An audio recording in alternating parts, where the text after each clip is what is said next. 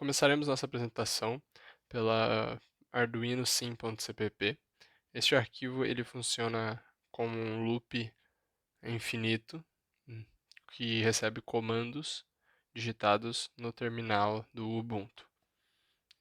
Nesse arquivo podemos ver que estamos interpretando esses comandos e dependendo do que é escrito, ele irá realizar comandos diferentes. Tudo será impresso em tela com a classe UI.print. Ela também utiliza UI.show. Isso a gente vai estar mostrando melhor dentro da classe UI. Se o usuário decidir encerrar o programa, ou seja, sair do loop infinito, basta digitar o comando exit como comando para o terminal. Ele finalizará a execução deste programa.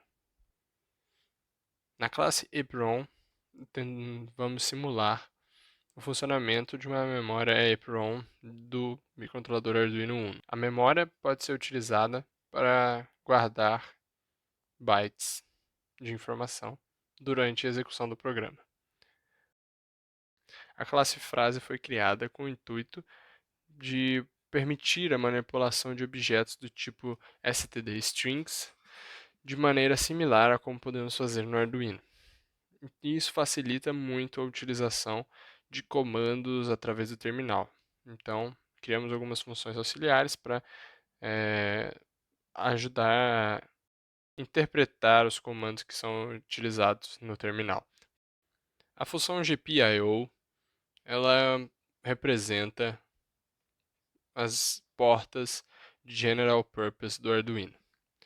Com essa classe, tentamos simular o funcionamento de GPIOs como acontece no Arduino. Podem ser portas digitais, podem ser portas analógicas, elas têm um limite de corrente e um limite de uma voltagem, né, de nível lógico. Elas podem ser setadas, elas podem assumir valores de low, que representam um 0, e um high, que representa 1023. A classe Pino, ela é uma classe que serve para a generalização de pinos para o Arduino. Representa, então, os pinos do Arduino.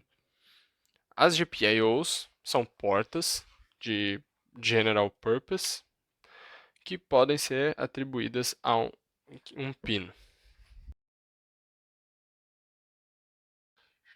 Uma parte importante dessa classe é que também temos a capacidade de atribuir um sensor a um pino.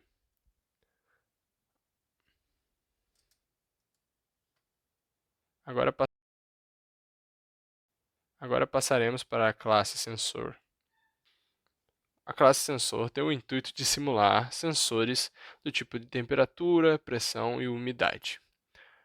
Podemos designar protocolos de comunicação como SPI, I2C ou ART. O sensor ele pode ser atribuído a um pino e o Arduino microcontrolador e o sensor pode ser conectado ao Arduino Uno.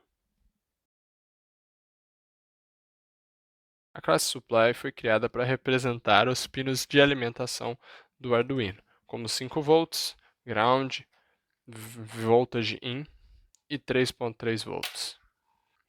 A classe Timer foi criada com o intuito de representar um relógio ou um timer que possa fazer operações de tempo.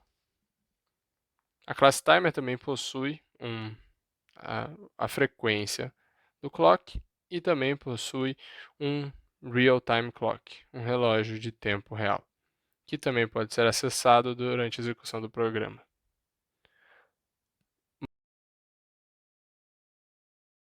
A classe UI foi criada com o intuito de manipular de uma maneira mais maleável e mais adequada ao nosso objetivo do nosso programa.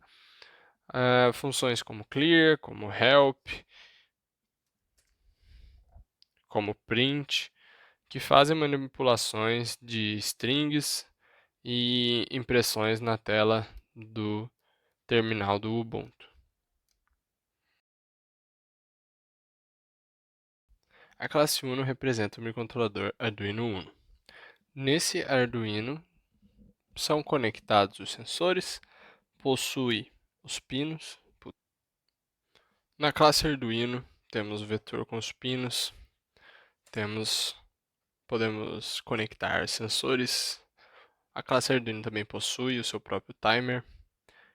Então aqui podemos ver um exemplo de composição. O Arduino possui pinos e possui timer. Ele também possui a memória EEPROM. E o sensor pode ser conectado ao Arduino. Nessa classe também temos seus diversos getters e setters, ou mutators and accessors. Agora a gente vai ver como compilar e executar o nosso programa. A partir da pasta onde estão salvos os códigos-fonte, execute o comando make.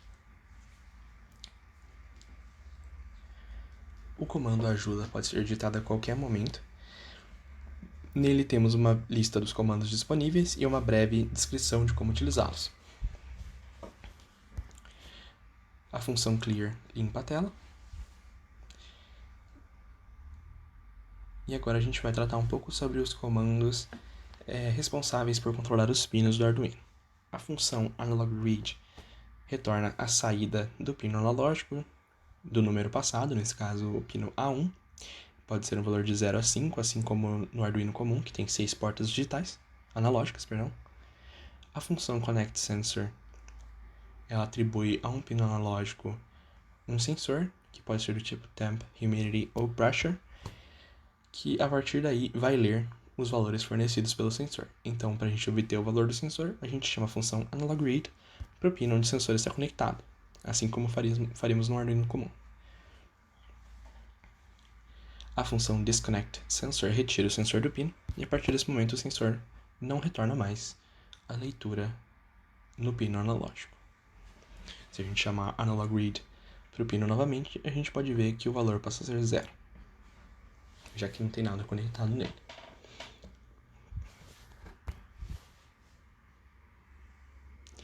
A função digitalWrite serve para definir um pino como ligado ou desligado.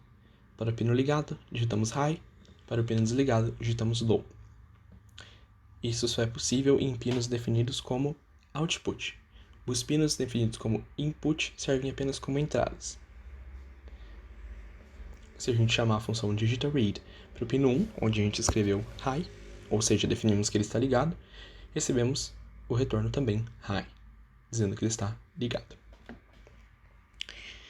A função analogWrite serve para os pinos PWM do Arduino. Ela recebe como parâmetros o número do pino e também a intensidade do PWM. Assim como no Arduino, esse valor pode variar de 0 a 255, já que é no máximo de 8 bits.